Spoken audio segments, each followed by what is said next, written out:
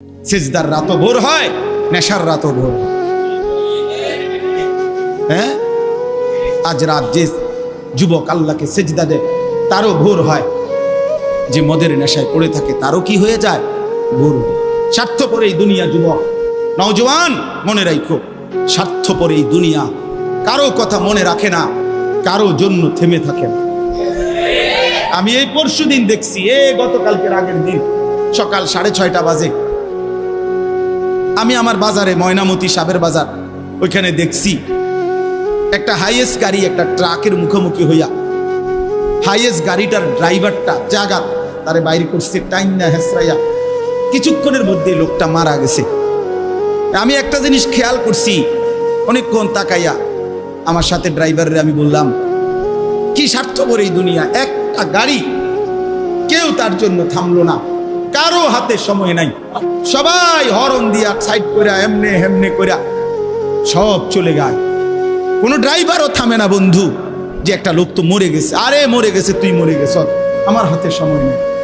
এই জন্য স্বার্থপর এই দুনিয়া, বড় স্বার্থপর, হয় কারো জন্য থামে না, কারো কথা অপেক্ষা করে না। চলতে তোমার কথা কেউ মনে রাখবে না। তুমি যদি নষ্ট হয়ে যাও, তুমি যদি কবরে আযাব হয়, তোমার যদি জাহান্নামের আগুন তোমারে পুড়তে হয়, আল্লাহর কসম বন্ধু, তোমার পতন তুমি করে দিলা, নিজেরে নষ্ট তুমি করে দিলা, শেষ পর্যন্ত দেখবা কেউ তোমার কথা মনে রাখবে না। এই পৃথিবী ধোঁকা, ধোঁকা। চলো এই জন্য আল্লাহর দিকে ফিরে আসি। ইল্লা মান তাবা ওয়া আমানা ওয়া আমিলা সালিহান, আল্লাহ বলে যে গুনাহ ছেড়ে দিয়ে তওবা করলো, আমি আল্লাহকে বিশ্বাস করলো এবং পুনরায় আবার নেক আমল শুরু করে দিল, ফাউলাইকা ইয়াদখুলুনাল জান্নাহ, আমি আল্লাহ ওয়াদা দিলাম, আমি আল্লাহ তাদেরকে জান্নাতেই ঢুকায়া দেব। ওয়ালা ইউজলামুনা শাইআ, কোনো জুলুম করা হবে না এক বিন্দু। অর্থাৎ পেছনের গুনার জন্য আমি লজ্জা দেব না, বরং তওবা করার কারণে, ফিরে আসার কারণে, নতুন করে আবার নামাজ সেজদা বন্দিগি পাক পবিত্র জীবন চলার কারণে এখন থেকে নিয়ে বাকি জিন্দেগির আমলের বরকতে জান্নাত দিয়ে দেব। এই জন্য প্রিয় সন্তান, প্রিয় কিশোর, নওজওয়ান, যুবক, চলো ইনশাআল্লাহ বদলাইবার সিদ্ধান্ত নেই। সবাই এই পরিমাণ শাহওয়াত, এই পরিমাণ অবৈধ কামনা বাসনা, নারী ছবি, অশ্লীলতা, বেহায়াপনাতে মাতাল হয়ে গেছে বন্ধু চারিদিকে, সমাজের চারিদিকে। হজ্জের সফরে ছিলাম, যে কয়দিন যায় খোঁজ খবর নিছি, দেশের খবর একটাই, হত্যা, খুন, ধর্ষণ, নারী নির্যাতন। আর সবচেয়ে আশ্চর্যের কথা হলো, আমি মনে হয় আমার এই ছোট্ট হায়াতে গত 30 বছরে আমি যেই কথাটা এতবার শুনি নাই, গত 2 মাসে বারবারই শুনি চারিদিকে পরকিয়া। এটা এই পরিমাণ সমাজে বেড়ে গেছে, অসভ্যতা, যে স্বামী থাকতো নারী অন্য পুরুষের প্রতি আসক্ত, স্ত্রী থাকতো ওই জানোয়ার অন্য নারীতে আসক্ত, এটা খুব বেশি পরিমাণ বেড়ে যাচ্ছে, যার কারণে আপনজনকে হত্যা করতে পর্যন্ত লজ্জিত হচ্ছে না। এর চাইতে বড় আশ্চর্য, আশ্চর্য বাংলাদেশে এর চাইতে বড়, এর চাইতে দুর্ধর্ষ হত্যার ঘটনাও 2 দিনে কি হয়ে যায় খবর বোঝা যায়। কিন্তু এখানে কেন বোঝা যাচ্ছে না? বোঝা যাচ্ছে এটা স্পষ্ট, আপনজনের এটা ধামাচাপা দেওয়ার জন্য সব রকমের প্রসেসিং করা হচ্ছে, সব প্রসেসিং করা হচ্ছে। অসহায় ইমাম মুয়াজ্জিনকে বেইজ্জতি কেউ করতে পারে নাই, কোন আলেমে দ্বীন ইনশাআল্লাহ বেইজ্জতি হবেও না ইনশাআল্লাহ। মনে রেখে, মনে রেখে, গতকালকে রাত্রেও আমাদের কুমিল্লায় গত 3 মাস আগে একজন আলেমে দ্বীনকে একজন প্রিন্সিপাল বেইজ্জতি করছিল, অপমান করে সামান্য অজুহাতে মসজিদ থেকে বিদায় করে দিছিল। ওই কলেজের ছেলেরা গতকালকে রাত্রে ওই মসজিদের ভিতরে ঢুকাইয়া 9 ঘন্টা আটকাইয়া তারে, তার হাতে ছাত্রদের উপস্থিতিতে তারে পদত্যাগ পত্র দিয়া ঘাট ধরে কলেজ থেকে বের করে দিছে। আল্লাহ তাআলা বেইজ্জতি করে দেখায় দিছে। ছাত্ররা বলছে, স্যার সই দেন, আপনারে 50 টাকা দিব। মানে 50 টাকা, 100 টাকার লোভ সামলাইতে পারেন নাই, নেন। পদত্যাগপত্র সই দেন। এই জন্য দোস্ত, নারীর আসক্তি, জিনা, বেবিচার, পরকীয়া, অসভ্যতা, যুবক ভাই তোমরা বাঁচতে হবে। নওজোয়ান, আল্লাহ যদি হায়াত দেয় তোমরে, আগামী সময়টা তোমরা তো পৃথিবীতে থাকতে হবে। এই সমাজ, এই দেশ তো আলাদা করতে পারতা না, তুমি তো এই জমিন ছেড়ে দিতে পারতা না বন্ধু। সম্পদ যদি হয়, তোমরা সব ছেলে তো একসাথে চাঁদের দেশে যাইতে পারতা না, আরেকখানে যাইতে পারতা না। এই সমাজ নিয়ে বাঁচতে হবে, এই দেশ, এই মাটি, এই এলাকা নিয়ে তো তোমাদেরকে বাঁচতে হবে ভাইয়া। তাহলে এই সমাজ যদি তোমরা এভাবে নষ্ট করে দাও, তোমরা যদি সবাই বেনামাজি হয়ে যাও, নারী, ছবি, মোবাইলের অস্থির দৃশ্য ছাড়া যদি তোমাদের রাত না কাটে, দিন না কাটে, আগামী 20 বছর তোমরা সমাজ, তোমার অঞ্চল, তোমার ঘর পরিবার নিরাপদ থাকবে কেমনে? বাঁচবা কেমনে? চলবা কেমনে? চলবা কেমনে বলো ভাইয়া? 9 বছরের বাচ্চা মেয়ে যদি নিরাপত্তা না পায়, আমার সমাজ কি পরিমাণ অশান্ত হয়ে গেছে। হ্যাঁ, কেমনে বাঁচবা ভাই? তোমারও তো বোন আছে, তোমারও তো ছোট্ট বোন আছে, তোমারও তো ছোট বোন আছে, তোমার বোনেরও তো নিরাপত্তা দরকার। তুমি তো এই সমাজ থেকেই, এই পৃথিবী থেকেই কোনো না কোনো নারীকে বিয়ে করবা, তারও তো চরিত্রের পবিত্রতা দরকার, দরকার না? তো কেমনে মিলবে ভাইয়া? কেমনে মিলবে?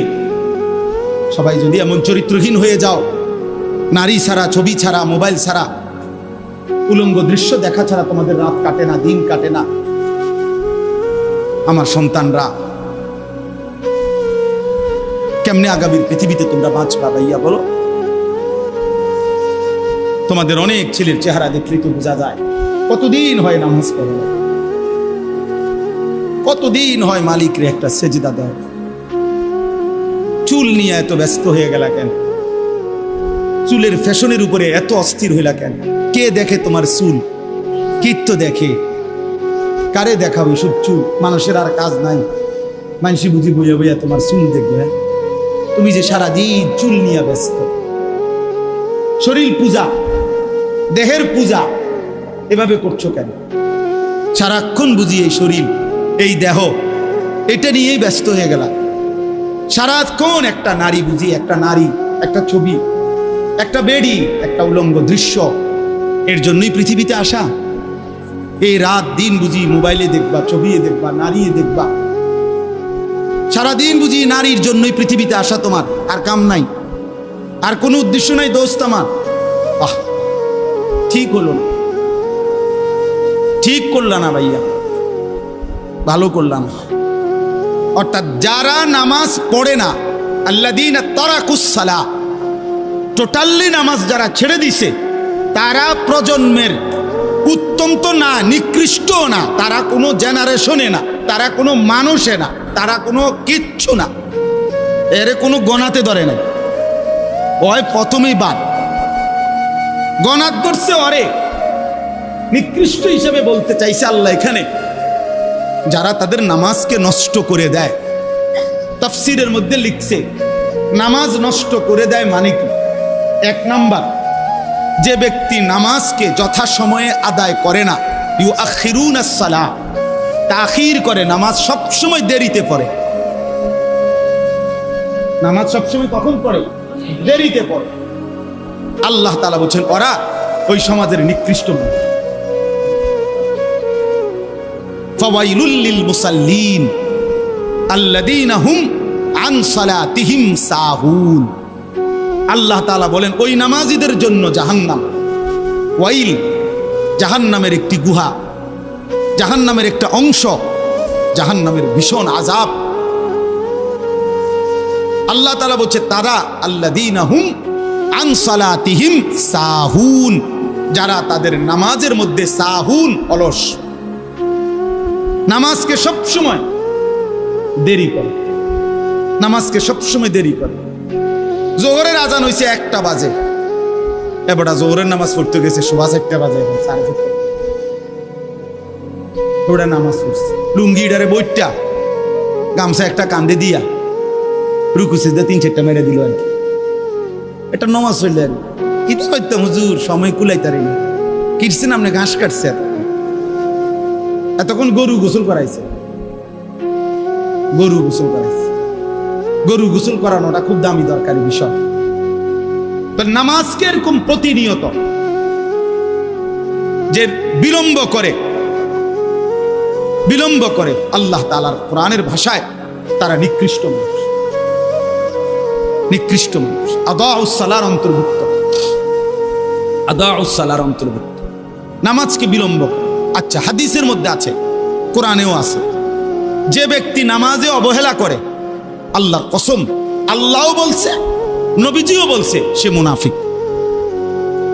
ইন্নাল মুনাফিকিনা ইউখাদিউনা আল্লাহ ওয়া হুয়া খাদিউহুম ওয়া ইযা কামু ইলাস সালাতি কামু কুসালা। কোরআন শরীফে আল্লাহ মুনাফিকের এক নম্বর পরিচয় বলছে, মুনাফিক সে যে নামাজ পড়ে অলসভাবে। নামাজ পড়ে কিভাবে? তাহলে নামাজ যে পড়ে না তার ব্যাপারে বলেন, কথা বলেন না কেন? তারে মুনাফিকও বলে নাই। তুই কোনো মানুষে না বেটা, তুই কোনো কাতারে নাই, তোর কোনো আলোচনাই নাই। আলোচনা ওই ব্যক্তিরে যে নামাজ পড়ে অলসভাবে, খামখেয়ালি করে। দাঁড়াইবার কথা দুই পায়ে, দাঁড়াইছে এক পায়ে, বুঝেন? অলস নামাজের। রাসূলুল্লাহ সাল্লাল্লাহু আলাইহি সাল্লাম বলছেন, তিলকা সালাতুল মুনাফিক, ওই নামাজ মুনাফিকের নামাজ। ইয়ারকুবু হাত্তা তাগরুবা শামস, আসরের নামাজ না পড়ে যে অপেক্ষা করতেছে, অন্য কাজে ব্যস্তছে, এরই মধ্যে সূর্য ডুবে যাচ্ছে, সূর্য ডুবার কাছাকাছি। হাত্তা কানাত বাইনা কারনাই শাইতান, সূর্য ডুবার সময়ে শয়তান তার দুই শিং সূর্যের পাশে বাড়াইয়া দেয়। আল্লাহ নবী সাল্লাল্লাহু আলাইহি সাল্লাম বলেন, কামা ফানাক্কারা আরবাআন, সূর্য ডুবে যায়, এই সময় ওই আসরের নামাজের জন্য দাঁড়াইয়া 4 রাকাতে যেন 4টা ঠুক্কর মারছে। লা ইয়াযকুরুল্লাহ ইল্লা কালিলা, ঠিক মতো তাসবিহগুলো নামাজের আদায় করে নাই। রাসূল বলছে 3 বার, ওইটা মুনাফিকের নামাজ, মুনাফিকের নামাজ, মুনাফিকের নামাজ, মুনাফিকের নামাজ। তোর মতো নিকৃষ্ট, নির্লজ্জ, বেহায়া আল্লাহর জমিনে তো কোনো কুত্তাও হয় না, কোনো কুত্তাও তো এরকম হইতে পারে না। কুত্তাও যদি আল্লাহ তাআলা সেজদার হুকুম দিত তো সে দিত, তাকে তো আল্লাহ সেজদার হুকুম দেয় নাই, এই জন্য সে সেজদা দেয় না। তুমি নাফরমানের তো আল্লাহ সেজদার হুকুম দিছিল, দিলা না কেন? তোমার তুলনা তো জানোয়ারের সাথেও হয় না। এই জন্য তো আল্লাহ বলছে বালহুম আদাল, ওই জানোয়ারের চাইতে নিকৃষ্ট। ওর উদাহরণ নাই, ওর তুলনা কুকুরের সাথেও না, ওর তুলনা শুকরের সাথেও না। আল্লাহর কোন সৃষ্টির অন্তর্ভুক্ত না। বলো মিয়া, এত বিবেকহীন কেমনে হইলা? আফা হাসিবতুম আন্নামা খালাকনাকুম আবাসান, কি ভেবেছো বান্দা আমি তোমাকে অনর্থক বানিয়েছি? তোমাকে আমি একদিন, আমি আল্লাহ 1 সেকেন্ডে চাইলে পারি, কুন ফায়াকুন, আমি হও বললেই হয়ে যায়। সেই আমি 9 মাস কেন লাগাইলাম? 9 মাস লাগাইলাম। আরে বলো কি বান্দা, নিজ হাতে খালাকতুহু বিয়াদিয়া, আল্লাহ বলেন আমি আমার নিজ কুদরতি হাতে আমার বান্দাকে আমি বানাইছি, আমি বানাইছি। বড় যত্ন করে 1 ফোঁটা নাপাক পানির মধ্যে এত চমৎকার ডিজাইন পৃথিবীর কেউ কল্পনাও করতে পারে না। ইন্না খালাকনাল ইনসানা মিন নুতফাতিন আমশাজ, বীর্যের 1 ফোঁটা থেকে আমি আল্লাহ তাআলা মানুষকে বানিয়েছি। এত সুন্দর চমৎকার নাক, কান, ডিজাইন।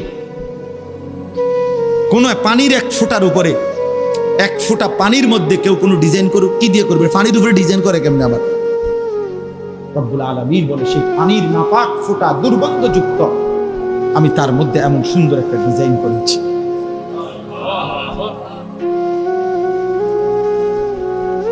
কেমনে ভুলে গেলাম? মা গাররাকা বিরাব্বিকাল কারীম, আমার মতো মেহেরবান দয়ালু মাওলা 24 ঘন্টা যে তোমাকে অজস্র অগণিত নিয়ামত দিচ্ছি, এই আসমান জমিন, এই চাঁদ সূরজ আলো বাতাস,